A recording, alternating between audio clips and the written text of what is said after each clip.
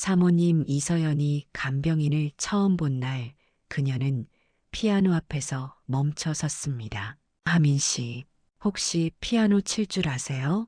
아니요, 배운 적 없습니다. 이서연의 얼굴이 순간 일그러졌습니다. 그녀는 피아노 덮개를 쓰다듬으며 떨리는 목소리로 말했습니다. 다행이네요. 이 피아노는 24년째 아무도 치지 않았거든요. 치면 안 되는 피아노예요. 하미는 조심스럽게 물었습니다. 왜 치면 안 되는 건가요?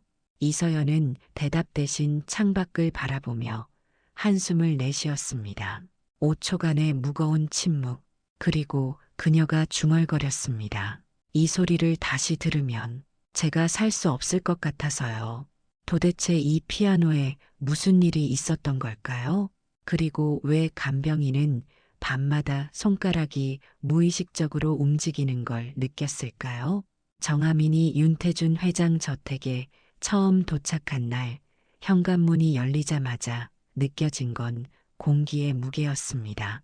고급스러운 대리석 바닥과 천장까지 닿을 듯한 통유리창, 그리고 거실 한가운데 자리 잡은 검은색 그랜드 피아노. 모든 게 완벽했지만 뭔가 숨이 막혔죠. 간병 보조로 오신 정하민 씨 맞으시죠? 가정부가 차갑게 인사했습니다. 하민은 고개를 숙이며 대답했어요. 네, 맞습니다. 잘 부탁드립니다. 가정부는 하민을 2층 객실로 안내하며 주의사항을 쏟아냈습니다. 사모님 약시간, 회장님 식사 취향, 청소 금지 구역 등등. 그런데 유독 피아노 얘기가 나올 때만큼은 목소리가 낮아졌어요. 저 피아노만큼은 절대 건드리지 마세요. 닦는 것도 뚜껑 여는 것도 안 됩니다. 네, 알겠습니다. 정말 조심하셔야 해요. 지난번에 청소 아주머니가 한 번 실수로 건반 닦았다가 사모님이 그날 밤 응급실 실려가셨거든요. 하미는 순간 숨이 멎는 것 같았습니다. 피아노 하나 때문에 응급실이라니.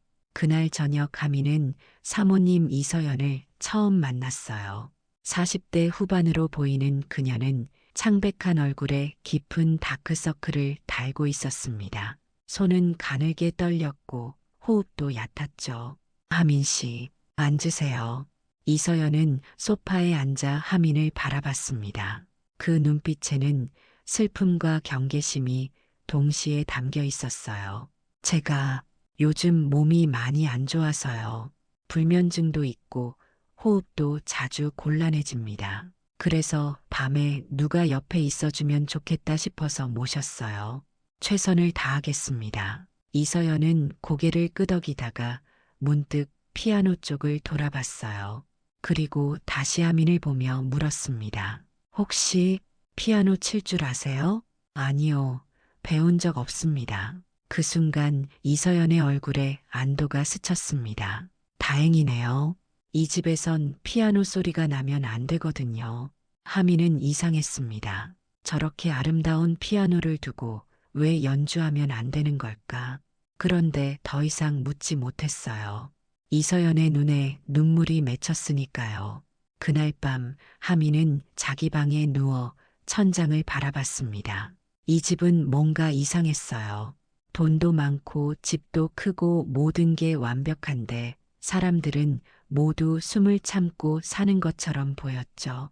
그때였습니다. 똑, 똑, 어디선가 피아노 건반 소리가 들렸어요. 하미는 벌떡 일어나 귀를 기울였습니다. 분명 피아노 소리인데 누가 치는 걸까? 복도로 나가보니 1층 거실은 조용했습니다. 피아노 앞엔 아무도 없었어요. 그런데 이상하게도 하민의 심장이 빠르게 뛰었습니다. 마치 그 피아노가 자신을 부르는 것처럼. 다음 날 아침 하민은 이상한 광경을 목격했습니다. 이서연이 혼자 거실에 내려와 피아노 앞에 앉아 있었어요. 하지만 연주하는 게 아니었습니다. 그녀는 부드러운 천으로 피아노를 조심스럽게 닦고 있었죠. 사모님, 하민이 조심스럽게 불렀지만 이서연은 대답하지 않았습니다. 그저 묵묵히 건반 하나하나를 정성스럽게 닦았어요. 마치 살아있는 생명을 다루듯이 10분쯤 지나자 이서연이 천을 접으며 일어났습니다. 그리고 피아노를 바라보며 중얼거렸죠. 다시는 울리지 않기로 했는데 하미는 그 말을 듣고 가슴이 먹먹해졌습니다. 저 피아노엔 분명 큰 상실이 담겨 있었어요. 며칠이 지나며 하미는 이서연의 패턴을 알게 됐습니다. 매일 아침 7시 그녀는 피아노를 닦았어요. 절대 연주하지 않고 그저 닦기만 했습니다. 그리고 밤마다 불면과 공황을 겪었죠. 하민 씨, 또 들려요. 피아노 소리가.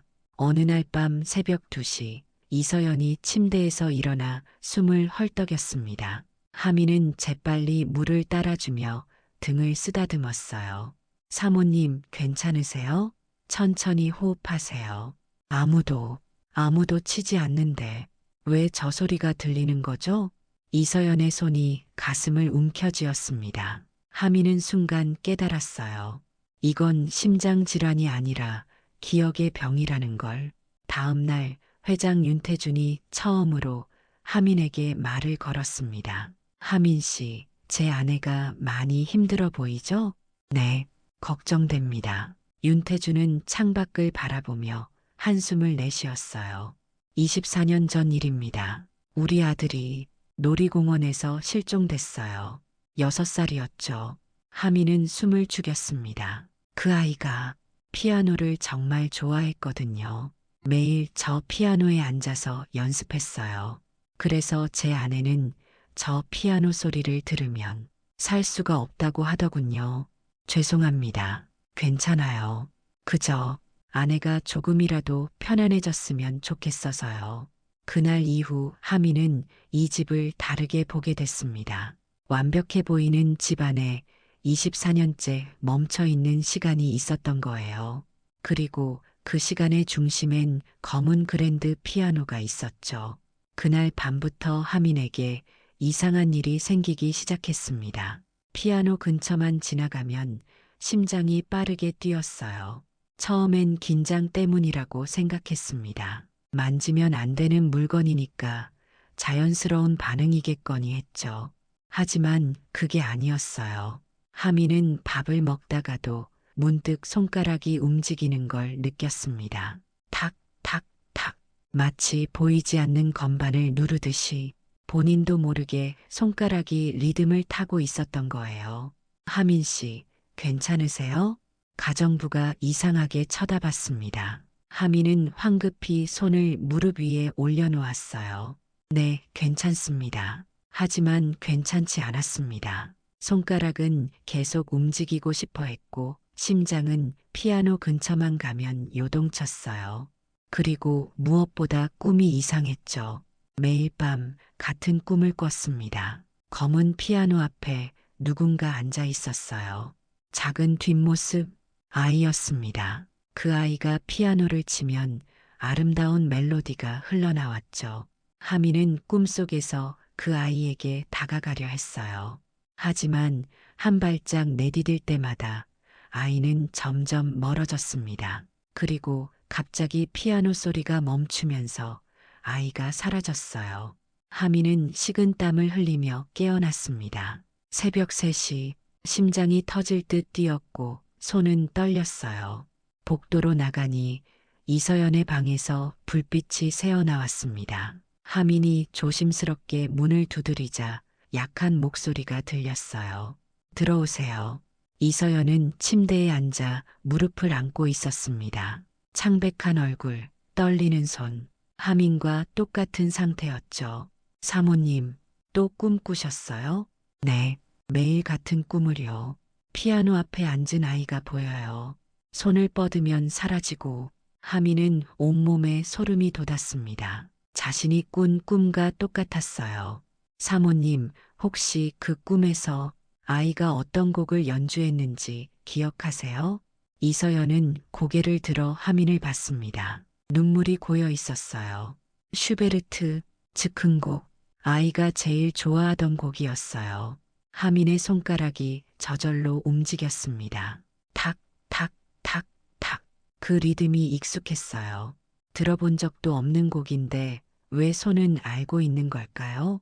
다음 날 아침 하민은 거울 앞에 섰습니다. 얼굴을 자세히 들여다봤어요.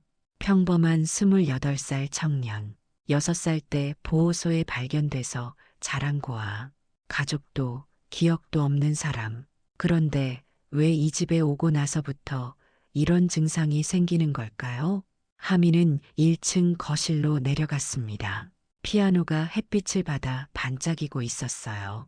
하민은 천천히 다가가 손을 뻗었습니다.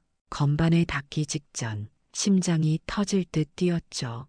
하민 씨, 뒤에서 가정부가 소리쳤습니다. 하민은 황급히 손을 걷었어요. 죄송합니다. 그냥 말씀드렸잖아요. 절대 만지지 말라고. 가정부는 하민을 째려보며 멀어졌습니다. 하민은 피아노를 바라보며 생각했어요. 이건 단순한 호기심이 아니었습니다. 뭔가 자신을 부르고 있었어요. 그 피아노가 일주일 후 기회가 왔습니다. 윤태준 회장이 병원 정기검진으로 외출했어요. 이서연도 오랜만에 약을 먹고 깊이 잠들었죠. 가정부는 장을 보러 나갔고 저택엔 하민 혼자 남았습니다. 정적이 흘렀어요. 하민은 2층 복도에 서서 1층을 내려다봤습니다. 거실 한가운데 햇빛을 받은 그랜드 피아노가 유독 눈부셨어요. 발걸음이 저절로 움직였습니다. 계단을 내려가 거실로 향했죠. 심장은 점점 빠르게 뛰었고 손은 떨렸습니다. 피아노 앞에 섰어요. 검은 광택이 흐르는 표면, 정성스럽게 닦인 건반. 하민은 숨을 깊이 들이마셨습니다. 그냥 확인만 하는 거야. 스스로에게 변명하듯 중얼거리며 의자를 당겼어요. 그리고 천천히 앉았습니다. 순간 온몸에 전율이 흘렀어요. 이상했습니다. 처음 앉는 자리인데 너무나 익숙했죠. 건반과의 거리, 의자 높이, 모든 게 딱 맞았어요. 하민은 떨리는 손을 건반 위에 올려놓았습니다. 차가운 감촉, 하지만 동시에 따뜻했어요. 마치 오래전부터 만져왔던 것처럼. 그리고 손가락이 움직였습니다. 하민의 의지와 상관없이 손이 멜로디를 연주하기 시작했어요. 슈베르트 즉흥곡, 배운 적도 들어본 적도 없는 곡인데 손은 정확히 알고 있었습니다. 틀리지 않았어요. 한음도 놓치지 않고 완벽한 리듬으로 연주했습니다. 하민은 자기 손을 믿을 수 없었어요. 어떻게 이럴 수 있지? 머리는 몰라도 손이 기억하고 있었습니다. 피아노 소리가 저택에 울려 퍼졌어요. 24년 만에 다시 깨어난 멜로디.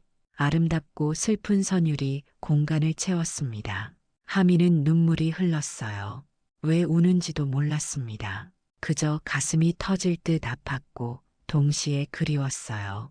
뭔가를, 누군가를. 그때였습니다. 콰당, 현관문이 열리는 소리가 들렸어요. 하민은 깜짝 놀라 연주를 멈췄습니다. 뒤를 돌아보니 윤태준 부부가 서 있었어요. 이서연은 들고 있던 가방을 바닥에 떨어뜨렸습니다. 얼굴은 하얗게 질렸고 눈은 커다랗게 떠져 있었죠. 윤태준은 숨을 멈춘 채 서 있었어요. 입술이 떨렸고 눈에는 눈물이 고였습니다. 하민은 황급히 일어나 사과하려 했어요.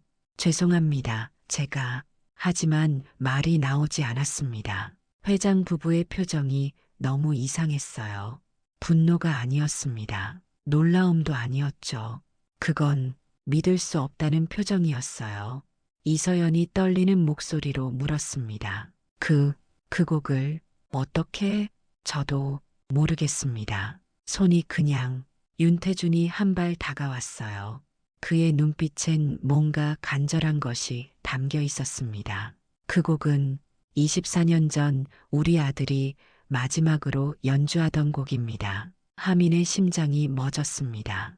거실에 무거운 침묵이 흘렀습니다. 하민은 여전히 피아노 앞에 서 있었고 윤태준 부부는 현관에서 움직이지 못했어요. 시간이 멈춘 것처럼 아무도 말하지 않았습니다.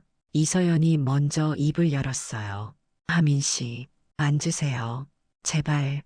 떨리는 목소리였습니다. 하민은 다시 의자에 앉았어요.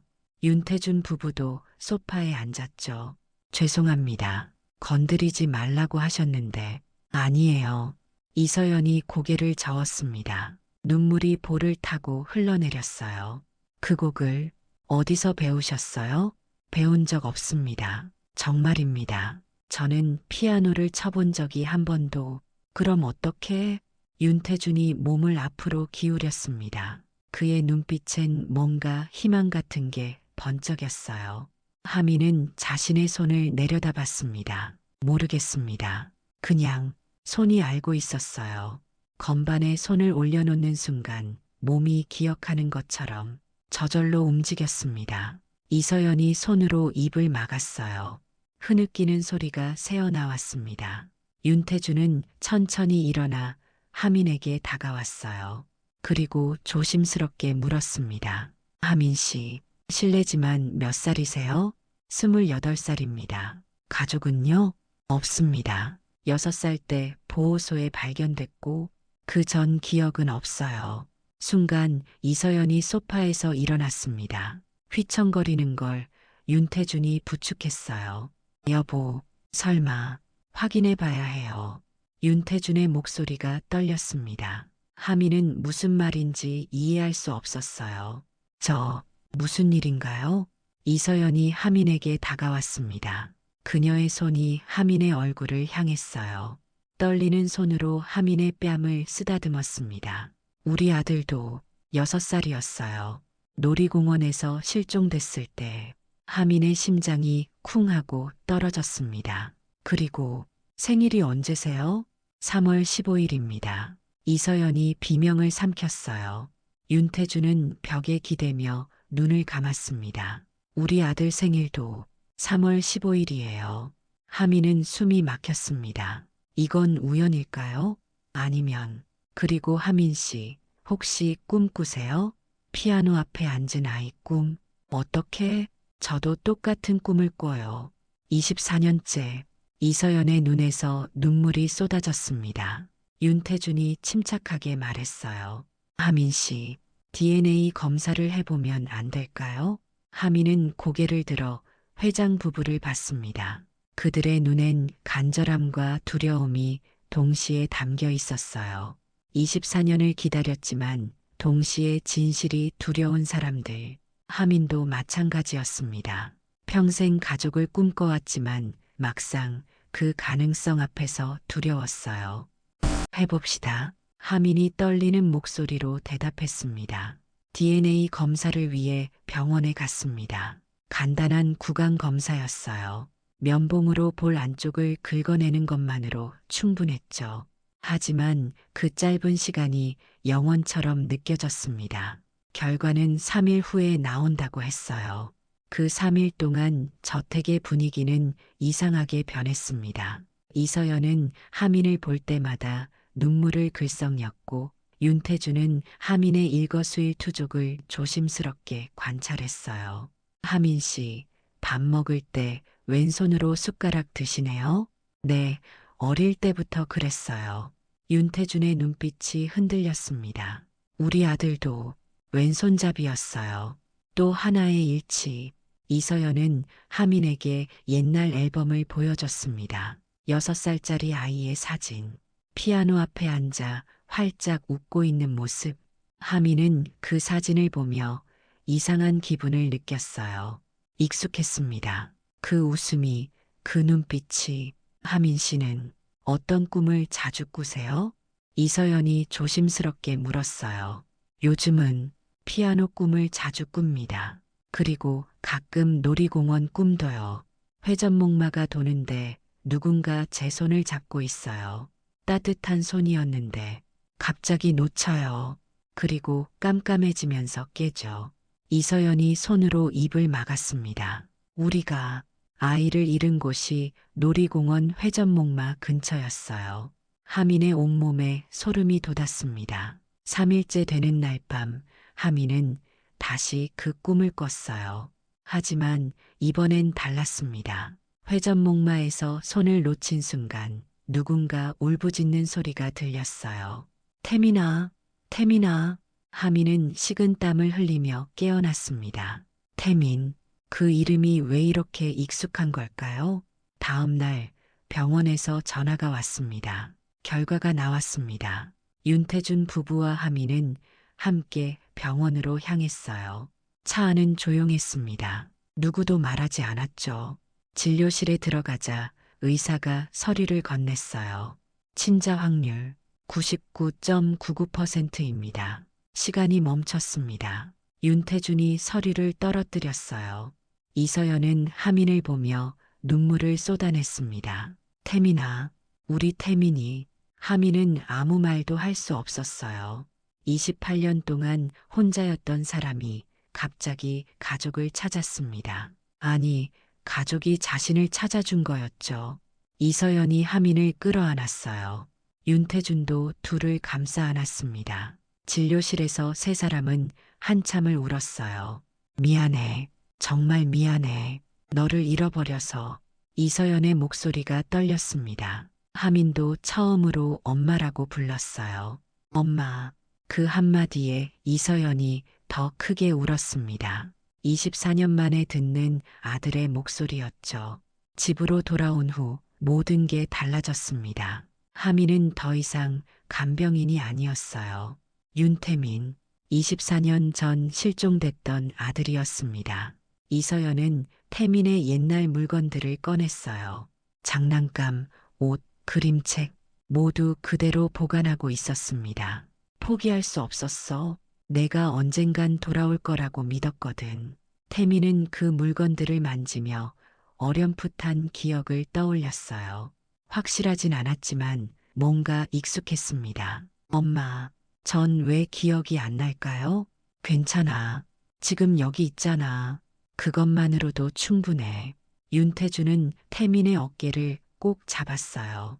아빠가 정말 미안하다. 그때 내 손을 꽉 잡았어야 했는데. 아니에요, 아빠. 아무도 잘못 없어요. 태민은 처음으로 아빠라고 불렀습니다. 윤태준의 눈에서 눈물이 흘렀어요. 하지만 한 가지 문제가 있었습니다. 태민을 6살부터 키워준 할머니였어요. 요양원에 계신 그분께 어떻게 말씀드려야 할까요? 엄마, 저 할머니께 다녀와도 될까요? 당연하지. 우리도 함께 가야지. 이서연이 태민의 손을 잡았어요. 다음 날 세 사람은 요양원을 찾아갔습니다. 할머니는 휠체어에 앉아 창밖을 보고 계셨어요. 할머니, 태민이 부르자 할머니가 돌아봤어요. 주름진 얼굴에 환한 미소가 번졌습니다. 하민아, 왔니? 네, 할머니. 그리고 할머니께 소개할 분들이 계세요. 태민은 윤태준 부부를 소개했어요. 그리고 조심스럽게 진실을 말했습니다. 할머니의 눈에 눈물이 고였어요. 그래, 내 가족을 찾았구나. 할머니, 제가 괜찮아. 할머니는 괜찮단다. 할머니가 태민의 손을 꼭 잡았습니다. 이서연이 할머니 앞에 무릎을 꿇었어요. 어머니, 정말 감사합니다. 제 아들을 살려주셔서 무슨 말씀을. 이 아이가 제 삶의 기쁨이었어요. 윤태준이 말했습니다. 어머니, 저희와 함께 사시는 게 어떠세요? 태민이도 원하고 저희 부부도 진심으로 모시고 싶습니다. 할머니의 눈이 커졌어요. 그럴 순 없지. 어머니는 태민에게 엄마이자 할머니세요. 저희 가족입니다. 이서연의 진심 어린 말에 할머니가 울먹였어요. 태민이 두 사람의 손을 잡았습니다. 저는 한 가족만 선택하지 않아도 되는 거죠? 윤태준이 고개를 끄덕였어요. 당연하지. 우린 모두 가족이야. 그날 네 사람은 함께 집으로 돌아왔습니다. 할머니는 1층 넓은 방을 쓰게 됐고 태민은 2층에 자리를 잡았어요. 저녁 식사 때 네 사람은 둥근 테이블에 앉았습니다. 이서연이 음식을 담아주고 윤태준이 물을 따르고 할머니가 태민 머리를 쓰다듬었어요. 이게 가족이구나. 태민이 중얼거렸습니다. 이서연이 미소 지으며 대답했어요. 그래, 이게 가족이야. 일주일 후 태민은 다시 피아노 앞에 섰습니다. 이번엔 혼자가 아니었어요. 엄마 이서연, 아빠 윤태준, 할머니, 세 사람이 모두 지켜보고 있었습니다. 태민아, 괜찮겠니? 이서연이 걱정스럽게 물었어요. 태민은 고개를 끄덕였습니다. 이제는 괜찮을 것 같아요. 태민은 의자에 앉았어요. 건반에 손을 올려놓았습니다. 여전히 심장이 뛰었지만 이젠 두렵지 않았어요. 손가락이 움직이기 시작했습니다. 슈베르트 즉흥곡, 24년 전 마지막으로 연주했던 그 곡. 하지만 이번엔 달랐습니다. 슬픔만 담긴 게 아니었어요. 그리움과 기쁨, 그리고 희망이 함께 흘러나왔죠. 이서연은 소파에 앉아 눈을 감았어요. 눈물이 흘렀지만 미소 지었습니다. 윤태주는 아내의 손을 잡았고 할머니는 고개를 끄덕이며 들었어요. 피아노 소리가 저택에 가득 찼습니다.